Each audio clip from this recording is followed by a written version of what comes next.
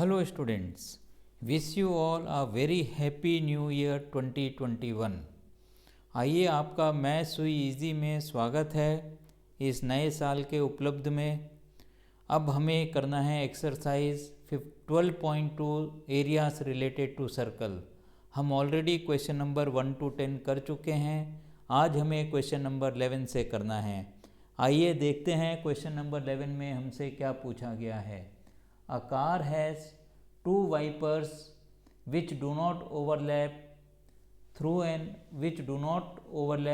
each other. Each wiper has a blade of length 25 cm sweeping through an angle of 115 degrees. Find the total area cleaned at each sweep of the blades. तो यहाँ पर हमें length of the blade दे रखा है 25 centimetres. तो यहाँ पर आप लिखिए length of the blade,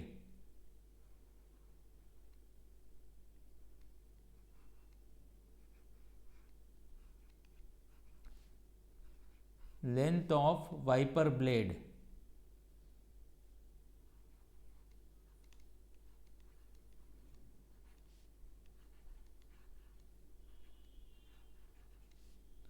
this is equal to 25 centimetres. इसी को हम R मान लेते हैं क्योंकि ये रेडियस का काम करेगा। तो यहाँ पर हमने लिख दिया है length of wiper blade is equal to 25 centimetres is equal to R। अब यहाँ पर अब हमें लिखना है एंगल जो दे रखा है वो 115 डिग्री दे रखा है। इसका मतलब angle is equal to theta, angle is equal to theta is equal to 115 degrees. ये चीज़ हमें सवाल के अंदर दे रखी है। अब जो एरिया क्लीन होगा वो एरिया ऑफ द सेक्टर होगा। तो यहाँ पर हम लिख सकते हैं area cleaned by one blade, area cleaned by one blade.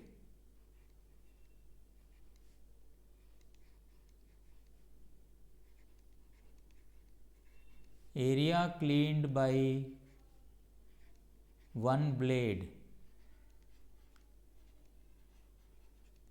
This is equal to area of the sector, area of the sector formed by blade.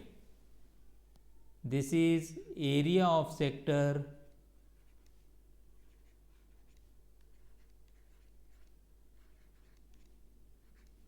formed by blade.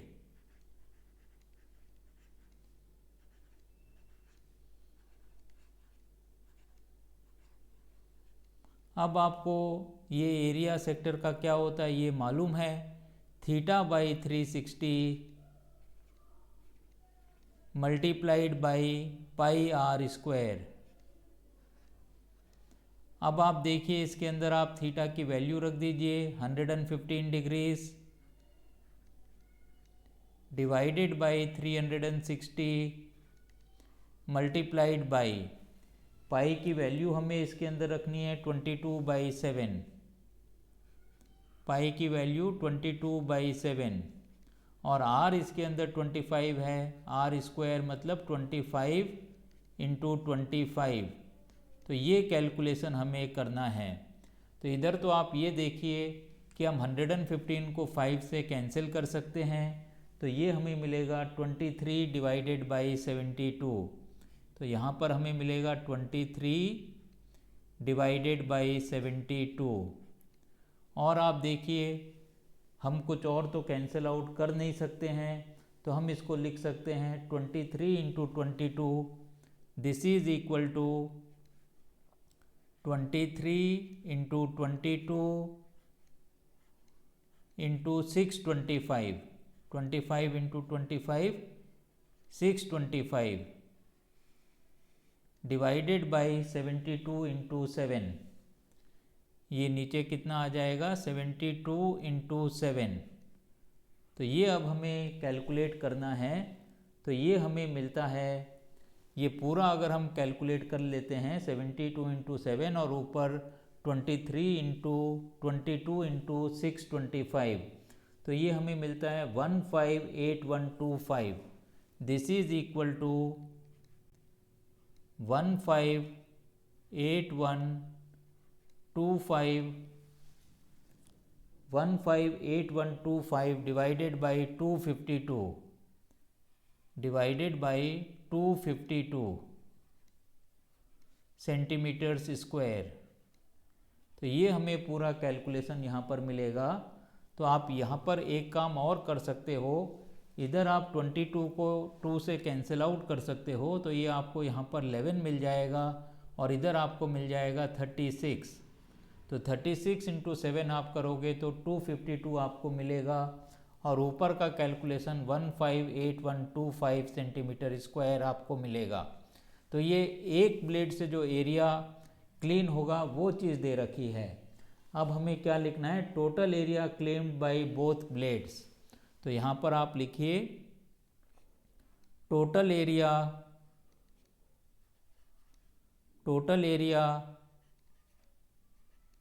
Claimed by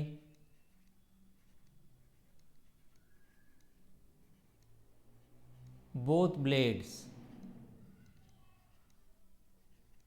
दोनों blade से जो area clean होगा उसको हमें इस area को 2 से multiply कर देना है। तो हम क्या लिख सकते हैं, this is equal to 2 multiplied by 158125 divided by 252। अब ये 252 को भी और 2 से हम कैंसिल आउट कर सकते हैं, तो ये हमें मिलेगा 126, 2 1 और यहाँ पर हमें मिल जाएगा 126। तो ये हमें मिलता है 158125 डिवाइडेड बाई 126 सेंटीमीटर स्क्वायर। तो यही हमारा आंसर हो जाएगा, इतना ही हम इसको छोड़ सकते हैं। This is equal to 158125 divided by 126 centimetres square. तो ये एरिया हो गया जो दोनों वाइपर ब्लेड मिलकर क्लीन करेंगे। तो इसके साथ ही क्वेश्चन नंबर 11 कंप्लीट होता है। अब हमें करना है डिस्कस क्वेश्चन नंबर 12। तो देखते हैं क्वेश्चन नंबर 12 में हमसे क्या पूछा गया है।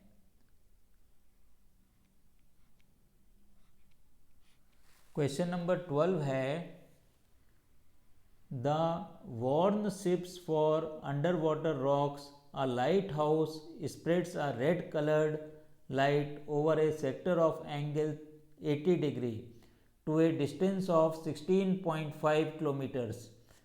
Find the area of the sea over which the ships are warned. Pi is equal to 3.14. तो यहाँ पर जो सेक्टर एंगल है थीटा, तो वो 80 डिग्री दे रखा है।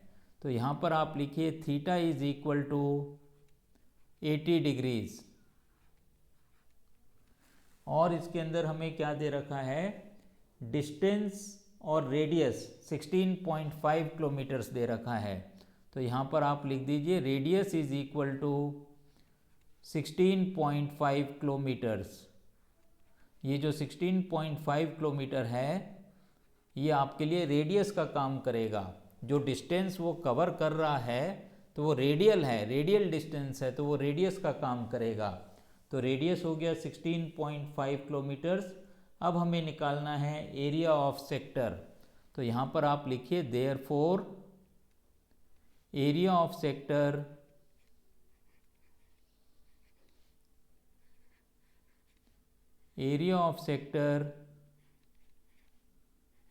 This is equal to theta by 360 into pi r square.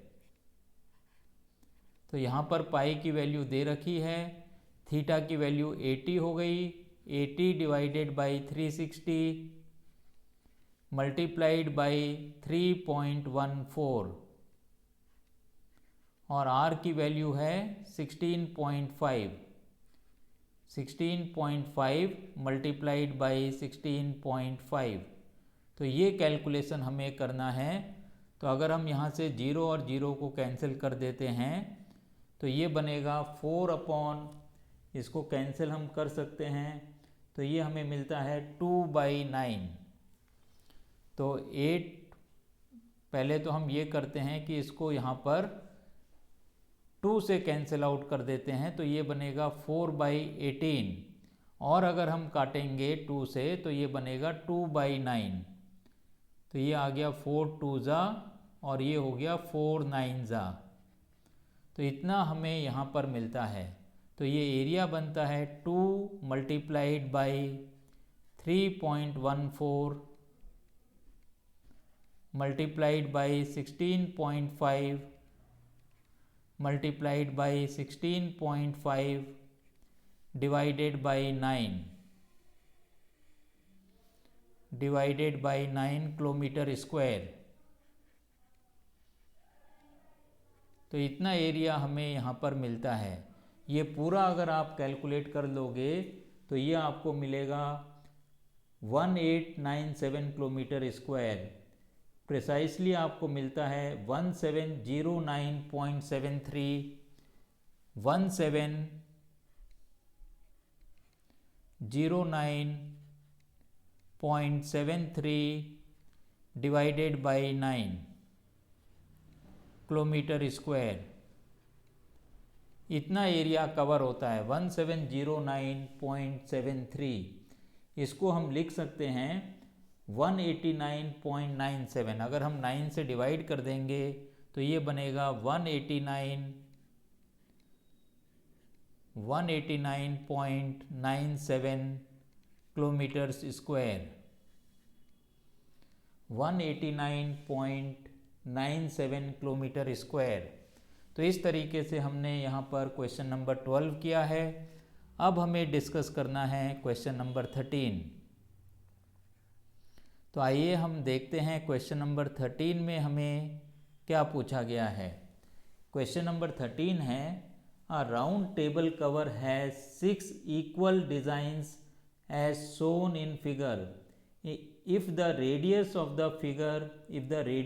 the cover is 28 centimeter, find the cost of making the designs at the rate of rupees 0.35 per centimeter square। तो यहाँ पर हमें एक circle दे रखा है, उसके अंदर एक हेक्सागोन बनाया हुआ है और एक डिज़ाइन उसके अंदर क्रिएट किया गया है। तो आइए हम फिगर बनाने की कोशिश करते हैं। इसके अंदर सबसे पहले आप एक सर्कल ड्रॉ करिए।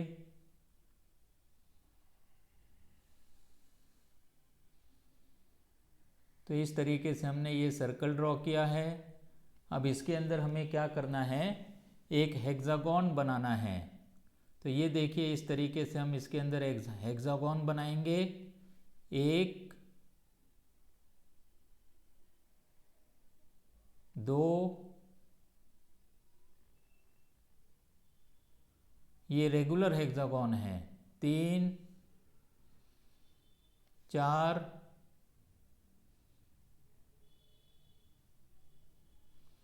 5 और ये 6। तो ये जो साइड्स हैं ये आपका डिज़ाइन है।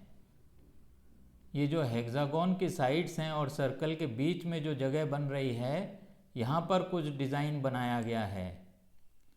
तो इस तरीके से जो है ये डिज़ाइन कंस्ट्रक्ट किया गया है।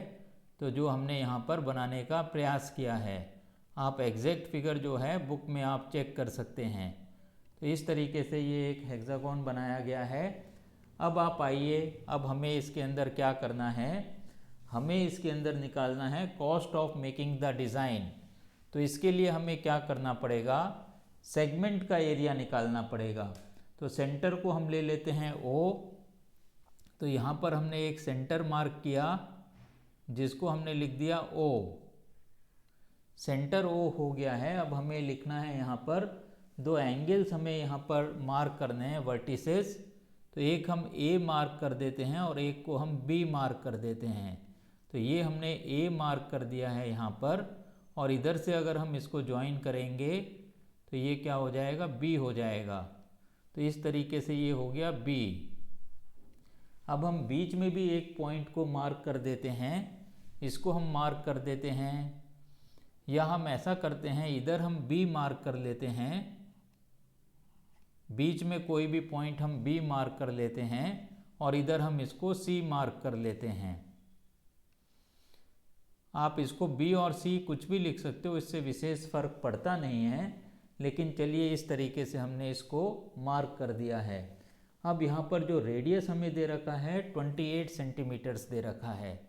रेडियस कितना है 28 सेंटीमीटर्स। 28 तो ये भी कितना हो जाएगा 28 सेंटीमीटर्स। अब हमें क्या निकालना है, ये एंगल हमें पता करना है। तो ये एंगल कितना बनेगा, ये एंगल चूंकि इसके अंदर हेक्सागोन हमने बनाया हुआ है तो एंगल हम लिख सकते हैं 60 डिग्रीज। तो ये 60 डिग्रीज कैसे होगा, टोटल एंगल होता है 360 डिग्री। तो हम यहाँ पर लिख सकते हैं एंगल ऑफ ईच सेक्टर। तो यहाँ पर आप लिखिए angle of each sector, angle of each sector.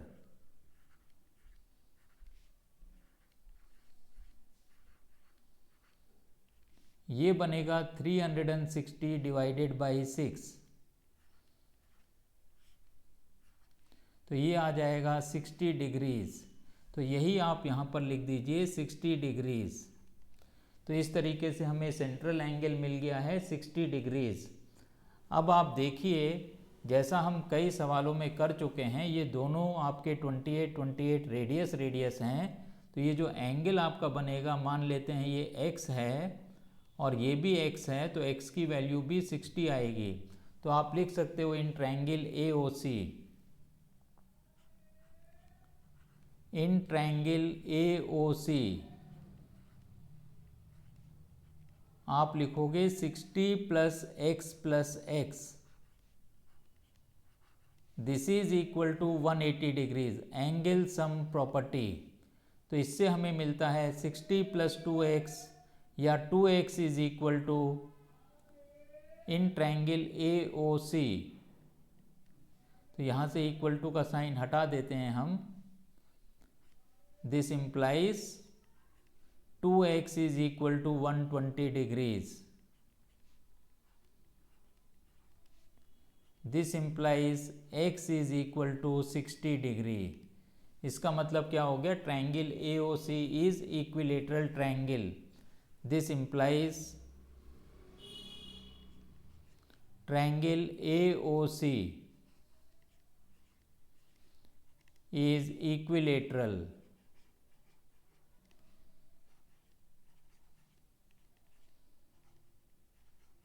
अब हमें सेगमेंट का एरिया निकालना है। तो इसके लिए हमें क्या करना पड़ेगा, एक तो हमें ट्रायंगल का एरिया निकालना पड़ेगा और एक हमें सेक्टर का एरिया निकालना पड़ेगा। तो सबसे पहले हम ऐसा कर लेते हैं, इसके अंदर ट्रायंगल का एरिया निकाल लेते हैं। एरिया ऑफ ट्रायंगल AOC, ये इक्विलेटरल ट्रायंगल बन गया है। तो हम यहाँ पर लिख सकते हैं एरिया ऑफ ट्रायंगल AOC, ये बनेगा हमारे पास √3/4 साइड स्क्वायर। तो ये बनेगा √3/4 मल्टीप्लाइड बाई 28 स्क्वायर, 28 इंटू 28। तो अब आप यहाँ से 4 1 जा और ये हो जाएगा 4 7 जा, और हमें इसके अंदर √3 की भी वैल्यू सवाल के अंदर दे रखी है। तो ये हमें मिलेगा √3/4 इंटू 28 अगर हम कर लेते हैं टोटली, तो ये 333.2 सेंटीमीटर स्क्वायर आता है। √3 की वैल्यू हमें दे रखी है 1.732। तो ये आप लिख लीजिए 1.732 मल्टीप्लाइड बाई 7 मल्टीप्लाइड बाई 28। तो इसको अगर हम पूरा मल्टीप्लाई करते हैं तो हमें मिलता है 333.2 सेंटीमीटर स्क्वायर। तो इस तरीके से हमें एरिया ऑफ ट्रायंगल AOC मिला है। अब हम चलते हैं और हम निकालते हैं area of sector. Area of sector,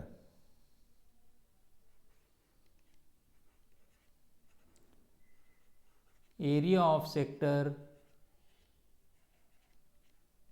अब सेक्टर हमारा कौन सा है? ओ A B C. O A B C, इसको हम वापस ओ से भी ज्वाइन कर सकते हैं और नहीं भी कर सकते हैं। ये क्या बनेगा? एरिया ऑफ द सेक्टर अगर हमें निकालना है theta by 360 into pi r square, तो ये आप लिखिए theta by 360 multiplied by pi r square. अब थीटा की वैल्यू कितनी है? 60 डिग्रीज़ है, तो ये बनेगा 60 divided by 360 multiplied by, pi की वैल्यू हमें इसके अंदर दे रखी है और पाई की वैल्यू है यहाँ पर हमारे पास 22/7 भी हम ले सकते हैं, लेकिन सवाल में हमें यहाँ पर दिया हुआ है पाई की वैल्यू लेने के लिए। पाई तो हम इसमें 22/7 ही लेंगे, पाई के लिए 1.732 नहीं दिया हुआ है, 22/7 ही यहाँ पर लिखिए आप। तो ये देखिए ये हमें क्या मिलेगा, इधर भी हम थोड़ा सा करेक्शन कर लेते हैं। √3 की वैल्यू है ये 1.732। ये तो हमने यहाँ पर ट्रायंगल का एरिया निकाला हुआ है, तो √3 की वैल्यू हमने लिखी और यहाँ पर हमने साइड स्क्वायर 28 इंटू 28 लिखा है, जो 333.2 सेंटीमीटर स्क्वायर आया है। अब यहाँ पर आप लिखिए इसको 60/360 इंटू 22/7, जो पाई की वैल्यू है, मल्टीप्लाइड बाई आर स्क्वायर। तो आर स्क्वायर की वैल्यू कितनी है? 28 स्क्वायर, 28 इंटू 28। तो ये कैलकुलेशन हमें यहाँ पर करना है।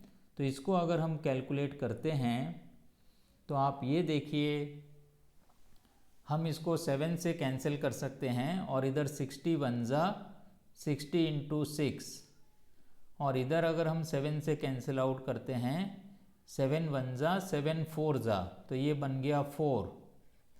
और आप देखिए अगर हम इसको 2 से कैंसिल आउट करते हैं तो यहाँ पर हमें मिल जाएगा 3 मल्टीप्लाइड बाई 2 से कैंसिल आउट कर दीजिए, ये आ गया 3, और इधर हम 22 को कैंसिल कर सकते हैं तो ये हमें मिलेगा 11। इसको हम यहाँ पर 11 लिख सकते हैं, या इधर हम जो है 14 कर सकते हैं। 28 है, 3 है, इसको आप कर दीजिए 14।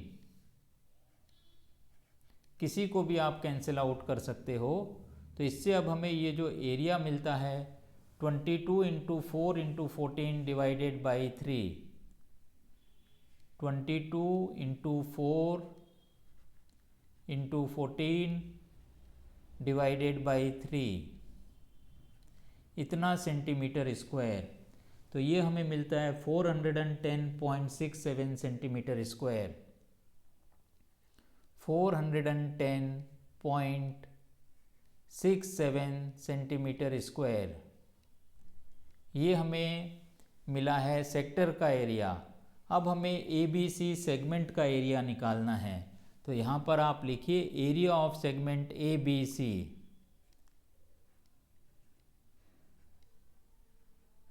एरिया ऑफ सेगमेंट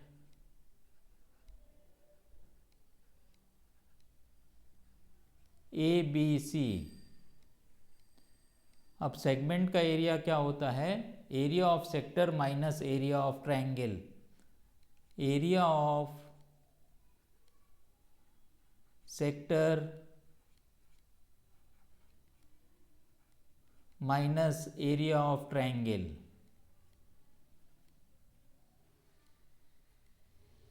तो ये कितना बनेगा? एरिया ऑफ सेक्टर हमने निकाला है 410.67, 410.67।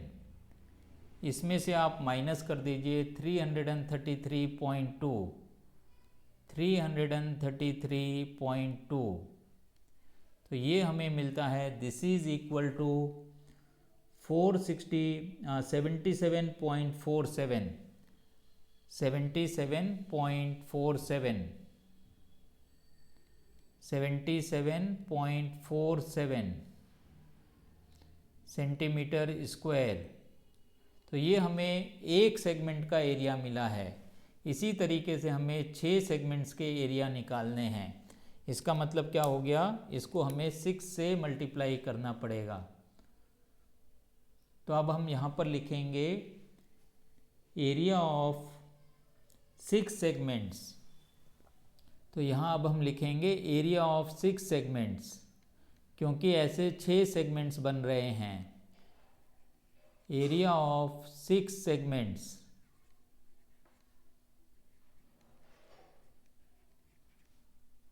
This is equal to 6 multiplied by 77.47। अब आप देखिए, अगर हम इसको 6 से मल्टीप्लाई कर देते हैं तो ये मिलता है 464.82। 464.82 सेंटीमीटर स्क्वायर। तो ये एरिया हमारा 6 सेगमेंट्स का आ गया है 464.82 सेंटीमीटर स्क्वायर। अब हमें निकालना है cost of making designs. Cost of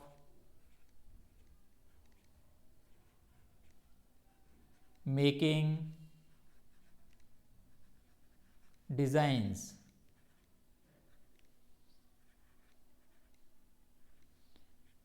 जो भी एरिया है उसको हम कॉस से मल्टीप्लाई कर देंगे, तो ये हमें मिलेगा 464.82 मल्टीप्लाइड बाई 0.35। इसका मतलब 35 पैसे। इसको अगर हम मल्टीप्लाई करते हैं तो हमें मिलता है 162.69।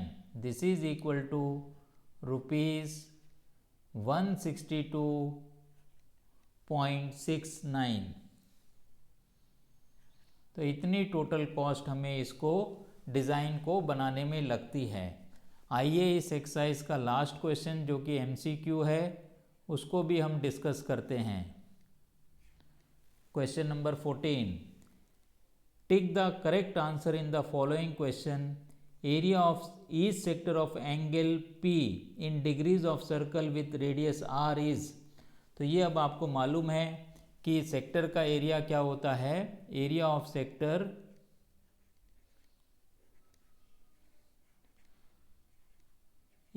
Sector this is equal to theta by 360 into pi R square. Theta by 360 into pi R square.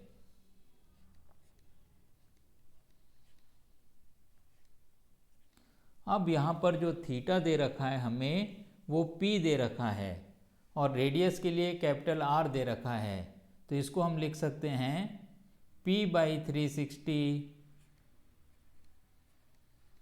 Multiplied by pi R square.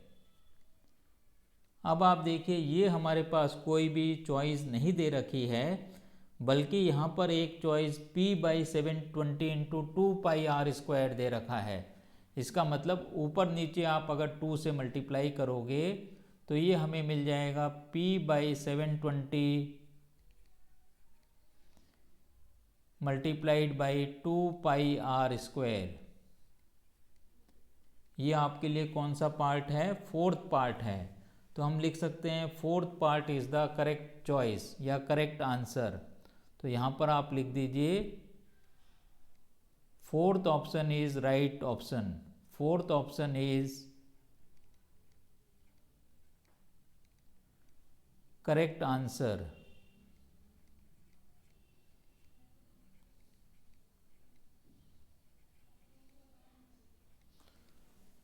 Fourth option is correct answer. तो इसके साथ ही हमारी ये एक्सरसाइज कंप्लीट होती है। अब हम जो है नेक्स्ट क्लास के अंदर 12.3 एक्सरसाइज करेंगे। मुझे पूरी उम्मीद है कि ये चारों सवाल आपको अच्छी तरीके से समझ में आ गए होंगे। अगर मेरा पढ़ाना आपको समझ में आता है तो इस चैनल को ज़्यादा से ज़्यादा शेयर करिए, लाइक करिए, सब्सक्राइब करिए। नीडी स्टूडेंट्स को इस चैनल के बारे में बताइए, जिससे वो भी अपनी पढ़ाई आसान कर सकें। इसके साथ ही आज की क्लास यहीं समाप्त होती है। वंस अगेन आप सबको very very happy new year. Thank you.